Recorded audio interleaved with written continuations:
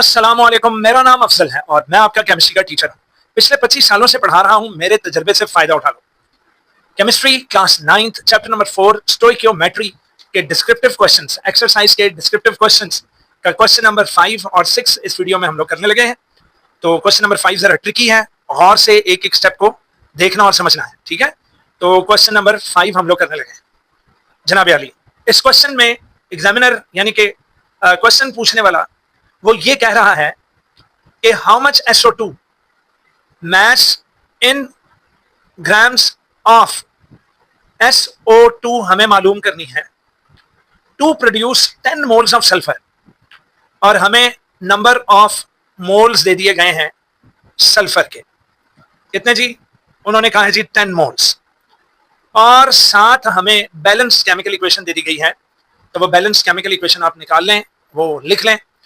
क्या है जी? यहां पर 2 moles of H2S reacts with 1 mole of SO2 to produce 2 moles of water and 3 moles of sulfur।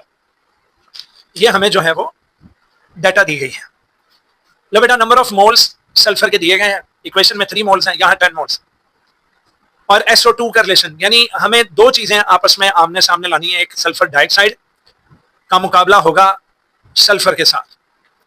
तो सबसे पहले तो सल्फर के 10 मोल्स है ना, तो पता कर लेते हैं कि इक्वेशन के मुताबिक जो है वो सल्फर के 3 मोल्स हैं। 3 मोल्स ऑफ सल्फर हैं। देखे ना, मैंने आपको बार बार बोला है, बैलेंसिंग के लिए जो हम यहाँ पर जो नंबर लगाते हैं वो नंबर ऑफ मोल्स कहलाता है, ठीक है।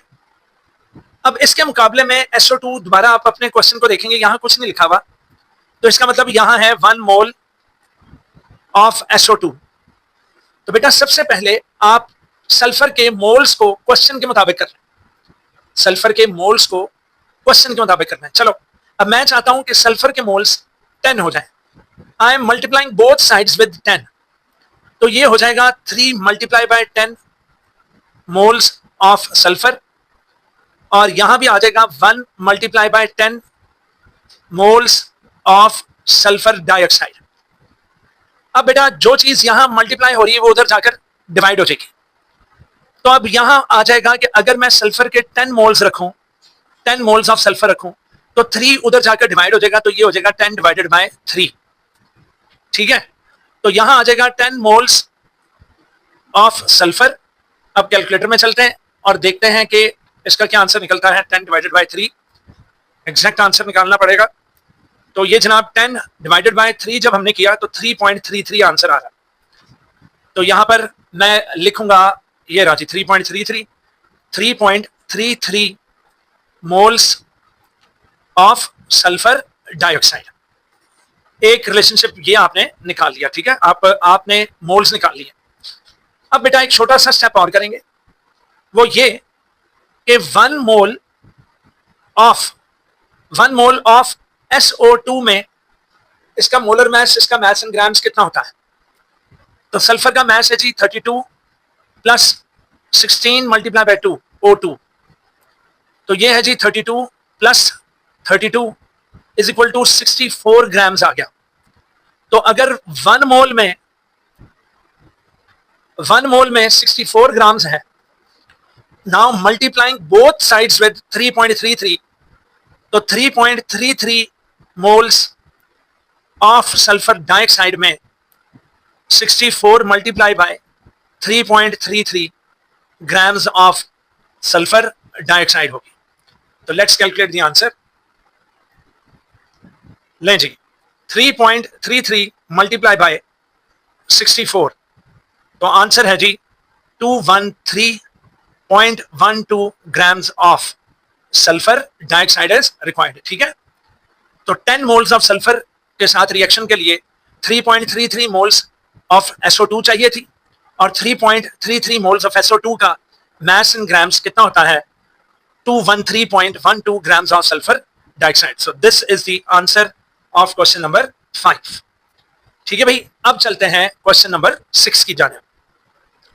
ले जनाब, question number 6, how much ammonia mass n grams of ammonia, that is NH3 is required, is needed in grams, और इसकी ग्राम्स में मैस चाहिए, to produce 1 kilogram of urea.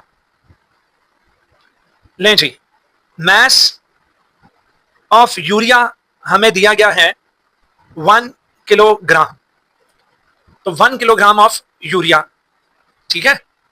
और साथ हमें बैलेंस केमिकल इक्वेशन दे दी गई है, 2 मोल्स ऑफ एमोनिया है जो कि रिएक्ट कर रहे हैं 1 मोल ऑफ कार्बन डाइऑक्साइड के साथ, और CONH2 whole twice is the formula of urea, plus water दिया गया है, प्लस क्या, वाटर दिया गया है. ये है जी यूरिया. अब कहा जा रहा है कि यूरिया 1 किलोग्राम है. तो बेटा अगर हमें एमोनिया ग्राम्स में मालूम करनी है तो क्यों ना हम यूरिया को भी ग्राम्स में कन्वर्ट कर लें, एक ही बात है. तो 1 किलोग्राम में कितने ग्राम्स होते हैं ये याद रखना, 1 किलोग्राम में 1000 ग्राम्स होते हैं. ये याद रखिएगा, 1 किलोग्राम के अंदर कितने होते हैं, 1000 ग्राम्स. तो सबसे पहले तो हम नंबर ऑफ मोल्स से, इक्वेशन में जो नंबर ऑफ मोल्स हैं उसके अकॉर्डिंगली हम उसके मास इन ग्राम्स निकालेंगे. तो यहां 2 मोल्स ऑफ एमोनिया है इक्वल्स टू 1 मोल, यहां बैलेंसिंग के लिए कुछ नहीं है, तो 1 मोल ऑफ यूरिया है, CONH2 होल ट्वाइस. आइए अब इसका मोलर मास निकाल लेते हैं. तो ये होगा नंबर ऑफ मोल्स उसके मोलर मास से मल्टीप्लाई होगा, 2 इंटू 1n प्लस 3 अदद हाइड्रोजन इक्वल्स टू 1 है, तो 1 मल्टीप्लाई बाय 1 कार्बन 1 ऑक्सीजन. बेटा नाइट्रोजन अंदर 1, तो 1 2s are 2, तो नाइट्रोजन 2 है और हाइड्रोजन 2 2s are, तो बाहर वाले सबस्क्रिप्ट से ये मल्टीप्लाई होगा, 2 2s are, और नाइट्रोजन जिस तरह 1 2s are 2 हुआ, तो इसी तरह हाइड्रोजन हो जाएगा 2 2s are 4, तो ये हाइड्रोजन 4 से मल्टीप्लाई होगा. करते हैं जी इसको, 2 14 plus 1 into 3, this is 1 12 plus 16 plus 14 into 2 and plus 1 into 4. अब लिख लेते हैं इसको, ये हो जाएगा 2 मल्टीप्लाई बाय 17, ये हो जाएगा जनाब 12 प्लस 16 प्लस 28 प्लस 4. अब कैलकुलेटर हाथ में पकड़ लेते हैं जनाब Ali. 2 into 17, 2 multiply by 17 is equal to 34 grams equals to, अब करते हैं जनाब 12 plus 16 plus 28 plus 4, 12 plus 16 plus 28 plus 4 equals to 60 आ रहा है, 60 ग्राम्स. तो इस साइड पर यूरिया चल रही है और इस साइड पर एमोनिया, तो 60 ग्राम्स ऑफ यूरिया है और यहां जनाब ये एमोनिया का था. अब क्वेश्चन ये है कि अगर मास ऑफ यूरिया 1 किलोग्राम मतलब 1000 ग्राम्स हो तो एमोनिया कितने ग्राम्स होगी. तो अब मैं चाहता हूं कि यूरिया यहां 1000 ग्राम्स हो जाए, तो multiplying both sides with 1000, 60 multiply by 1000, यहां भी 34 मल्टीप्लाई बाय 1000.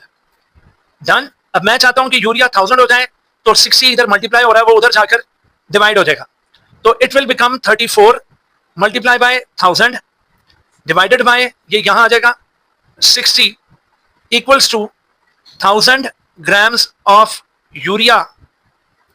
तो लेट्स गो, इसको अब सॉल्व करते हैं जनाब. 34 multiply by 1000 is equal to divided by 60, तो आंसर आ गया जी 566.66 grams of ammonia is required to produce 1000 grams की जगह 1000 की जगह मैं 1 किलोग्राम भी लिख सकता हूं, 1 किलोग्राम ऑफ यूरिया. तो हमने इसको सॉल्व कर लिया है.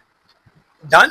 के 1 किलोग्राम यूरिया के लिए हमें कितनी एमोनिया चाहिए, हमें एमोनिया और वो कह रहा है ग्राम्स मालूम करें, तो 566.66. याद रखें पॉइंट के बाद वाले नंबर्स को हमेशा तोड़कर पढ़ना है. डन. अब क्वेश्चन नंबर 7 के चूंकि 3 पार्ट्स है और वीडियो 10 मिनट से ऊपर जा चुकी है। तो ये अगली वीडियो में इंशाल्लाह मैं क्वेश्चन नंबर 7 के तीनों पार्ट्स आपको हल करके तो बता दूंगा। तो आज के लेक्चर में इतना ही था। इसके साथ ही अफजल को इजाजत दीजिए। आप सबका बहुत बहुत शुक्रिया।